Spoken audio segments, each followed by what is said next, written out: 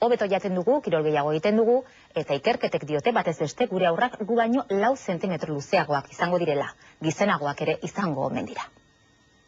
Nora da, duela ordu erdi jaio da, 3 kilo eta 210 gramo, eta 51 zentimetro luze. Neskatxo luzea da, eta ziurrenera heldutasunean bere gurasoak baino altuagoa izango da. Egun batez beste gure gurasoak baino 3,5 zentimetro luzeago gara, eta honelako kasuak ia etxe guztietan gertatzen dira.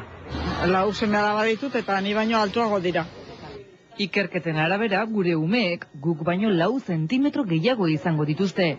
Mediku eta ikerlariak bat datoz aldaketaren arrazoiak azaltzerakoan. Eta nik uste dut hori zer ikusi daukala alimentazioekin, ez?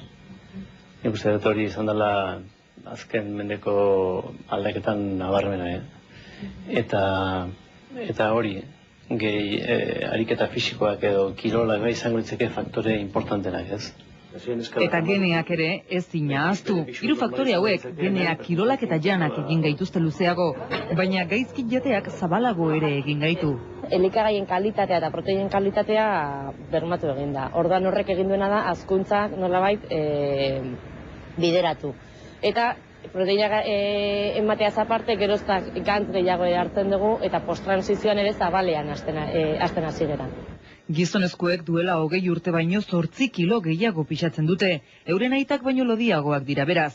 Emakumeak gehiago zaintzen gara eta ez gara zabalean hasi. Jatekoa zaintzen eta kirola egiten badute, guk ere gora begiratu beharko diegu gure seme-alabei begiak ikusteko.